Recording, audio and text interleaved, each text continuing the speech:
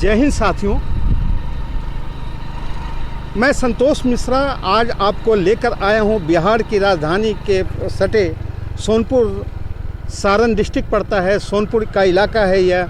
और ये जो नदी आप देख रहे हैं ना, ये नारायणी नदी, दूसरे शब्दों में यहाँ गंडक नदी भी इसको कहते हैं। जब इसी नदी को नेपाल में अभी भी नारायणी नदी के नाम से और बिहार के कुछ हिस्सों में नारायणी कहा जाता है। हम आपको लेकर चलते हैं एक ऐसे आश्रम में जो कि गुमनाम सा है, और ये वास्तव में अनायास ही मैं इधर घूमते फिरते आ गया था और किसी ने हमें बताया कि एक प्राचीन यहाँ महर्षि का आश्रम है। वो नाम तो नहीं बता पा रहे थे, लेकिन जब मैं उस मंदिर में पहुंचा तो पता चला कि ये महर्षि जड़भरत का मंदिर और आश्रम यहाँ हुआ है यह। और आश्रम का तो कहीं दिखा नहीं, उनकी कुटिया तो कहीं दिखी नहीं, लेकिन मंदिर था। और उस मंदिर में जब हम पहुँचे तो बड़ा ही मनोरम दृश्य यहाँ का है, और आपको बस वहीं लेकर हम लोग चलते हैं। ये देख सकते हैं चारों तरफ घने वृक्षों के बीच ये रास्ता बैजलपुर फकीर की ओर बढ़ता हुआ।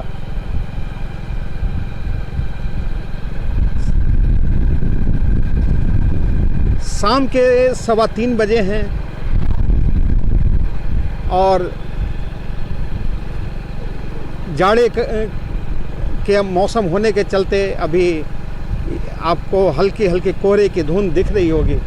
ऐसे भी पूरा बगीचा है, घनघोर बगीचा आप देख सकते हैं। ये सब हालांकि बाढ़ पीड़ित इलाका है, बस यही।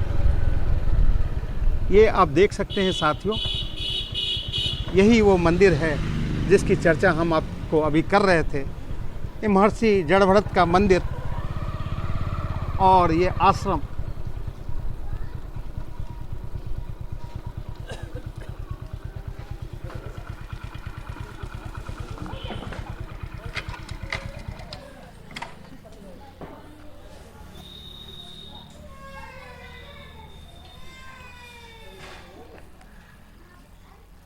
ये जो कंस्ट्रक्शन अभी आप देख रहे हैं मंदिर का, वास्तव में ये मंदिर कुछ दिन पहले ही ये ग्रामीण लोगों ने मिल कर के चंदा वगैरह उगाही कर करके और बड़े यत्न से उन्होंने इस मंदिर को बनाया है।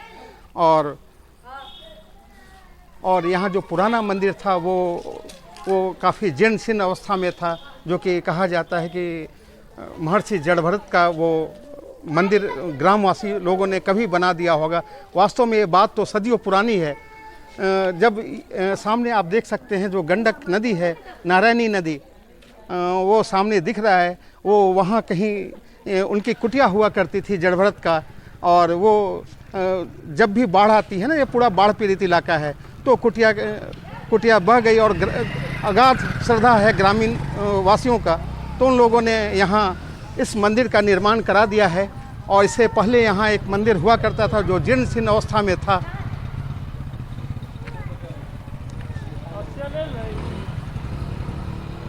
अनेक भक्त यहाँ प्रतिदिन दर्शन करने आते हैं, पूजन करने आते हैं। आप देख सकते हैं ये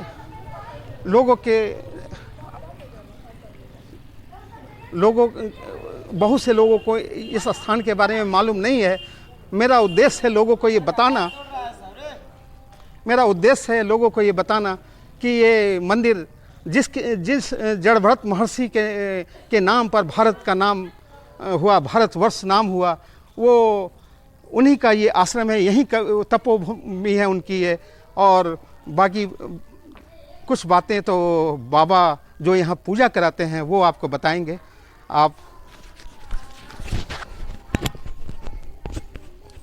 बाबा आप ये बताइए कि अपने मंदिर के बारे में थोड़ा 2 शब्द आप कहिए। जय श्री राम। आप सभी चैनल वालों को महर्षि जड़भरत जी स्थान पे हार्दिक स्वागत, अभिनंदन है। ये पौराणिक तप स्थली है। यहाँ जड़भरत जी महाराज 3 जन्मों का उनकी कथा है।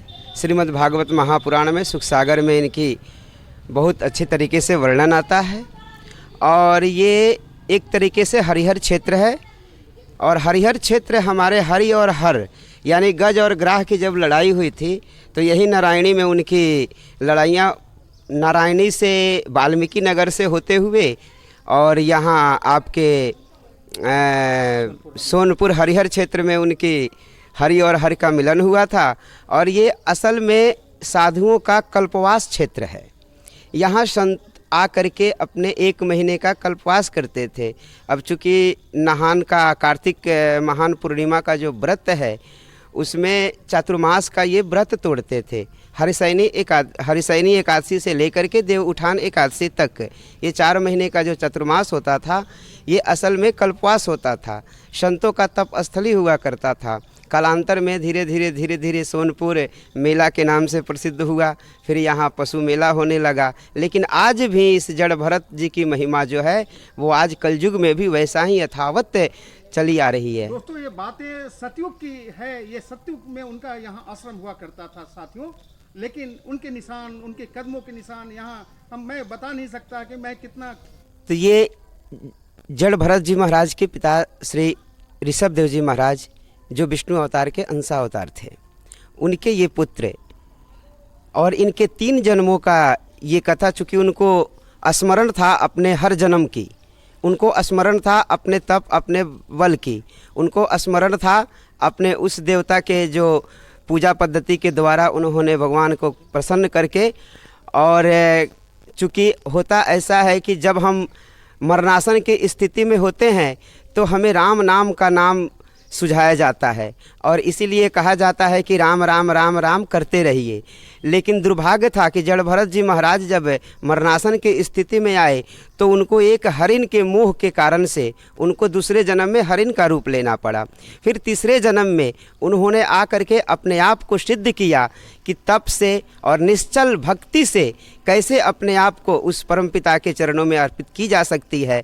ये उन जड़ भरत जी महाराज जी ने अपने आप को दर्शाया। इसीलिए हे मनुष्य, जड़ भरत जी के जैसा निश्चल, निर्मल और आसान बनिए, क्योंकि उनका जीवन सबके लिए प्रेरणा स्रोत था। और ये जो स्थान है, एक बार हम आपसे ज़रूर आग्रह करेंगे कि इस स्थान की आकर के एक बार दर्शन कीजिए और अपनी जो मनोकामना है, चूँकि ये मनोकामना जगह भी है, यहाँ अपने मन की हुई जितनी भी मुरादें हैं सब पूरी हो जाती है।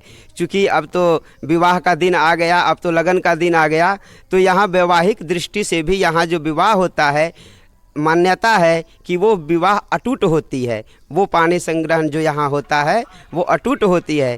इसीलिए सभी लोग कोशिश करते हैं कि यहाँ आकर के और उस वैवाहिक कार्यक्रम में भाग ले, यहाँ शादी करे। इसीलिए यहाँ शादी ज़्यादा होती है, यहाँ दिखाई सुनाई भी ज़्यादा होती है।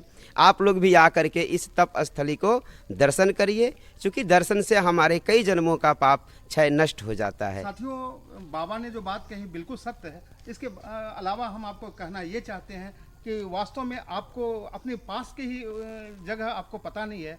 मैं तो यहाँ भटकता भटकता आया था, जब हमें पता चला कि ये महान जो अपने भारत का नाम है, उन्हीं के नाम पर ये जड़ भरत जी के नाम पर ही भारत का वर्ष नाम हुआ अपने देश का, ये सतयुग की बात है। तो तब से मैं निरंतर आपको इसका वीडियो दिखा रहा हूँ। और कभी जीवन में मौका मिले ना और थोड़ा भी समय निकले तो बिल्कुल पटना से पास में है, 10-15 किलोमीटर की दूरी पे है। मात्र आधे घंटे में मैं यहाँ पहुँचा हूँ। मुझे बता करके अति प्रसन्नता होगी आप सभी भक्तों का कि हमारे भारतवर्ष का जो नाम पड़ा वो 3 भरत के नाम पे पड़ा। पहला दुष्यंत और शकुंतला पुत्र भरत, दूसरा ऋषभ देव जी महाराज के पुत्र भरत, और तीसरा श्री रामचंद्र जी के अनुज दशरथ के पुत्र भरत।